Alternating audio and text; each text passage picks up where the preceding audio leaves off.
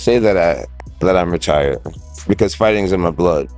Right now, I could really care less about fighting. I've been doing it my whole life at a very high level. When the itch comes back, and if it comes back, then I'll do it with my whole heart. I'll do it to the best of my abilities. But right now, I look around and I realize what's true. I see the way people look at me and the way I make people feel. It's a true blessing. Now my job is to serve that, give that to my fans, let them know what I have inside. I've punched and kicked enough people. What's that Italian phrase? Came, saw, and conquered. That's genuinely how I feel. It's been great, man. Life's been so amazing. What do you make of like Tom Aspinall and all the things that I think he's awesome, man. I think he's awesome. I think he should go on and have a wonderful career. When you want something bad enough, and if you get it, it could be the worst thing that could ever happen to you. Whew, that was dope. Yeah, he's not in the position to like excite me. It's just the truth.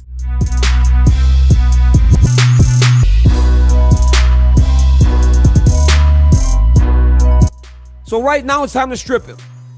Strip him. It's time to strip him. It's gonna be the next guy. There's gonna be a whole new fan base of somebody who everybody believes in. I've done this my whole adult life. There it is. But ultimately, it's time to strip him. He doesn't want to fight this guy. If he ain't going, it does not sound like he's going to fight. It's time to take the belt. It's time to move on and hope that itch he speaks about comes back. And if it does, stick him in there with Tom Aspinall. Give him no other choice.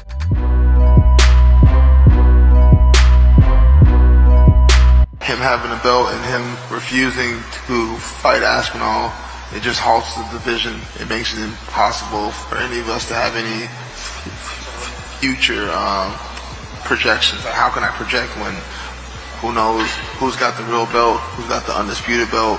We need to get to the bottom of that. And like I said, my answer is you strip him. It's not that hard. It's been done a bunch of times before. You strip him, and if that pisses him off, maybe that'll get him to fight. If not, he just retires, which is all right also. Like I said, he's a GOAT. He doesn't have to fight, but if he wants to hold on to that belt, he needs to fight.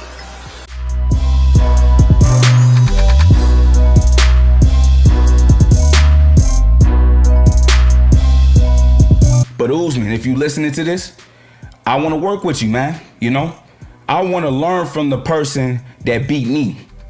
I want to learn how did you set up a game plan to beat me, right?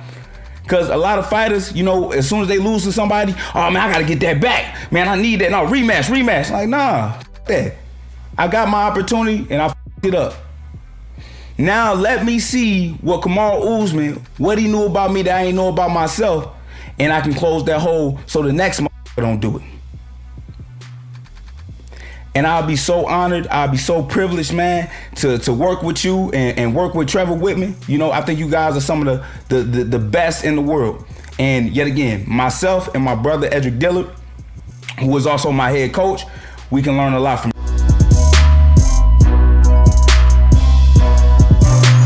Did his speed for a 38-year-old man surprise you a little bit? Yeah, I mean, look, we always complain about him not having no knees, right? Like the champ said, man, that's been a problem for a long time. Kamaru Usman is one of the best wrestlers out there. And look, I call them the Booty Warriors, right? The Booty Warriors are taking over right now. You got Islam, you know, Sean Brady, and my man Kamaru Usman himself. You know, how were you able to see that even though I out-wrestled Kobe, that you could still, you know, take me down and hold me down? I prepared for any kind of fight. I know this dude is going to be strong, he's going to be aggressive, and he can wrestle. I couldn't show you any emotions that you wanted from me. Yeah. And I know.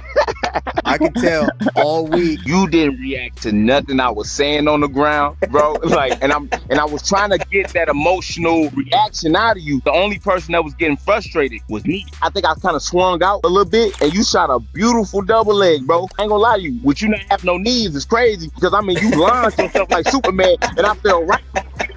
That's crazy. That whole time, he didn't give me enough time to even do anything. When it came into the 5th round, I had to make that switch. And it's sad because I should have had that in the 1st round. I was extremely impressed because even when you were down there, and most people don't know, is you were talking. You would say things in the middle of the fight. And I was thinking to myself, is he not tired? Am I not doing enough damage to where this guy will stop or at least start breathing hard? So now I know I can let him up, keep him standing, and try to finish him. Every round, he just basically, the video game life just replenished and you weren't getting tired.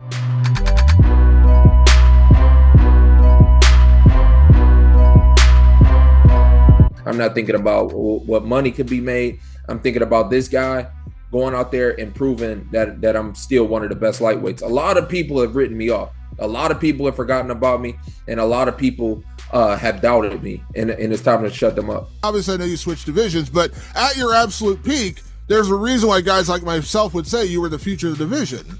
Yeah, exactly. I mean, I don't even really blame people too much for the write-off because it's been 5 years since I've been in this division, you know, the start of the pandemic.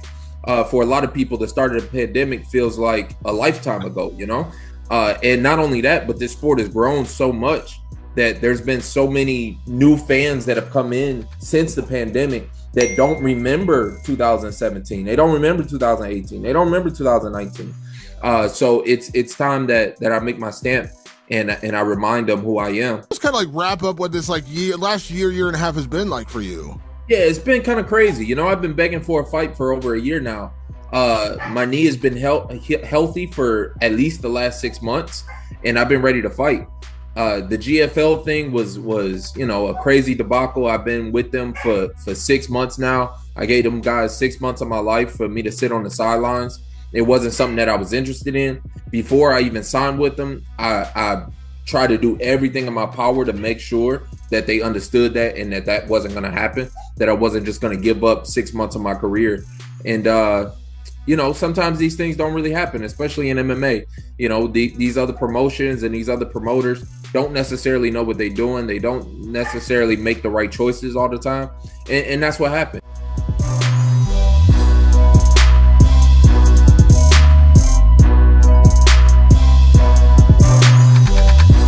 UFC 151. Yeah, me refusing to fight Chael Sonnen. That man, he just didn't see the logic in it, you know. When you're not the one in there creating the art, then it's easy to just say how easy it is, you know, to create the art. But, you know, I respect the process, and I have to show respect in the way that I do things. And yeah, that pissed him off though. What happened though? Like you just refused? Maybe it was Dan Henderson I was supposed to fight, and he canceled the fight. He got injured. Supposed to fight Chael Sonnen instead. And Dan Henderson and Chael were really good friends, and I just assumed that they were in cahoots. And I didn't want to put myself in any type of disadvantage by taking a fight last minute, despite how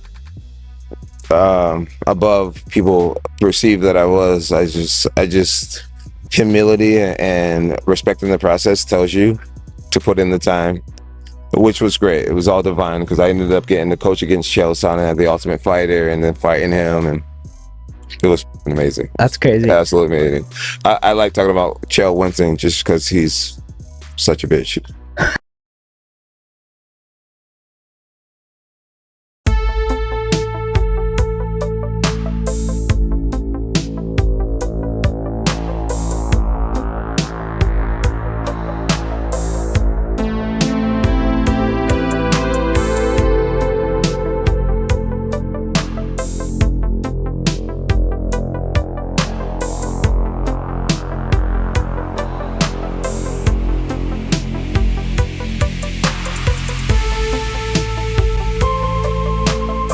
No, God! No, God, please, no! No! No!